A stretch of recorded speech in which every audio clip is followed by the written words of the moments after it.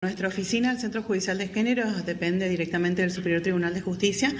Es una oficina no jurisdiccional, esto significa que no atendemos propiamente los casos, pero sí colaboramos con las oficinas que sí atienden las violencias en los lugares jurisdiccionales, o sea, en las fiscalías, en los juzgados. Nuestra función es la plena implementación de la perspectiva de género en las prácticas judiciales, así que hacemos acciones de todo tipo, desde capacitaciones, estadísticas, todo lo que tiene que ver con la parte de monitoreo de las prácticas, digamos, intervenimos como oficina técnica especializada, compartimos material, analizamos bases de jurisprudencia. Parte de ese trabajo se hace en convenio y en articulación con la Oficina de la Mujer de la Corte Suprema de Justicia y parte de esas tareas incluye el llevar adelante el Registro Nacional de Femicidios. Es decir, ¿qué significa esto? El Registro Nacional de Femicidios los datos los analiza la Corte Suprema, la Oficina de la Mujer de la Corte, pero todas las provincias son quienes dan los datos de sus propias provincias. Esa tarea la hacemos desde aquí, mucho tiempo se hizo desde el área estadística y este año empieza a hacerse desde acá. Entonces, ¿nosotras qué hacemos? En articulación permanente con nuestras oficinas, especialmente el Ministerio Público Fiscal, del cual dependen las fiscalías y después los casos pasan a juzgados, ¿no? A las cámaras criminales.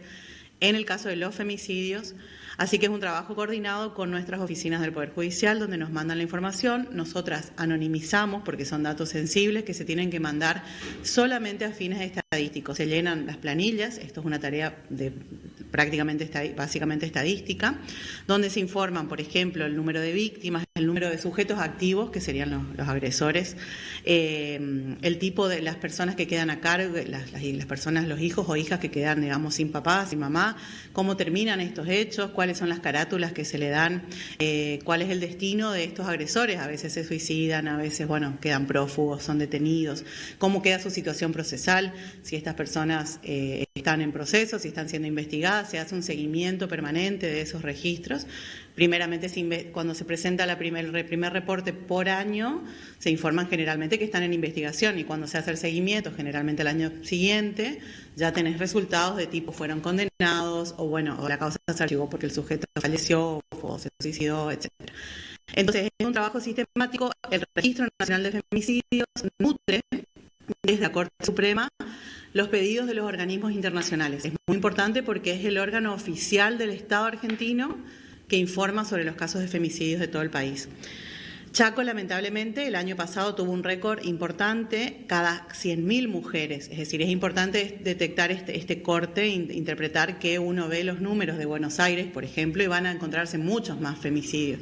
Pero Chaco, los que informó el año pasado, 2021, por la densidad poblacional, según los datos del INDEC, tuvimos más muertes de mujeres asesinadas por cada 100.000 mujeres. Entonces dimos una tasa de más del 2%, que fue la provincia el año pasado que más femicidios reportó por cada 100.000 mujeres, lamentablemente. En el 2022 ya vamos, en principio, 7 femicidios hasta esta fecha, estamos en octubre.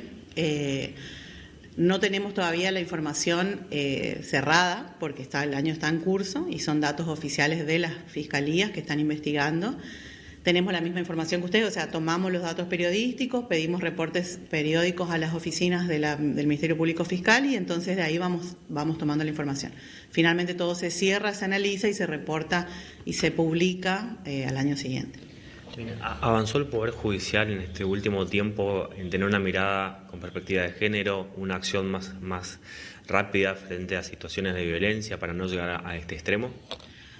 Yo creo que sí, puedo decir que sí, pero siempre nos está faltando. Es un trabajo muy intenso y lleva su tiempo porque la estructura judicial, toda la estructura estatal y toda la sociedad en su conjunto está atravesada por este tipo de violencias que tienen una naturaleza cultural.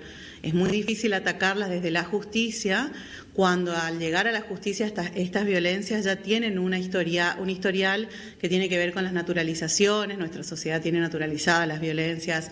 Los casos, cuando llegan a la justicia ya hay cuestiones que siguen sucediendo antes y después del proceso de justicia.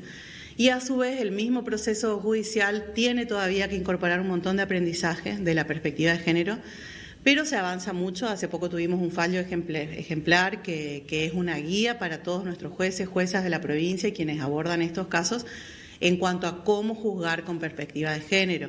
Así que, a su vez, la política del Poder Judicial es sistemática, en capacitaciones es muy abundante todos los años, desde ya el 2009. Luego de la sanción de la Ley Micaela se profundizó la capacitación en talleres de Ley Micaela, que se hacen también desde esta oficina junto con el Centro de Estudios Judiciales. Es decir, se avanza permanentemente, pero siempre queda todavía la lucha contra las resistencias, contra nuestra cultura que es tan violenta. Pero sí, se avanza con sus retrocesos, pero hemos notado muchos cambios. Eso se ve sobre todo en la jurisprudencia. Fallos de hace poco tiempo atrás ni hacían mención a la perspectiva de género y hoy ya se ve que está siendo incorporada seriamente.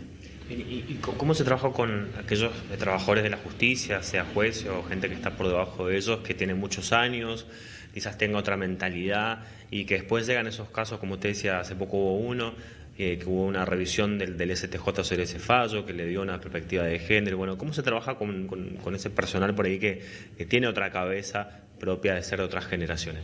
Bueno, es porque justamente la justicia es un reflejo de la misma sociedad. Entonces es un trabajo institucional, pero es un trabajo personal y comunitario que estamos haciendo como sociedad, como país, como continente lo estamos haciendo. Argentina lleva al frente estas luchas de la mano de los feminismos, de los colectivos de mujeres desde hace muchos años. Prácticamente en Argentina nace lo que se llama la cuarta ola del feminismo, con los movimientos de mujeres tomando las calles y reclamando que de una buena vez se tengan en cuenta las cuestiones de las violencias de este tipo.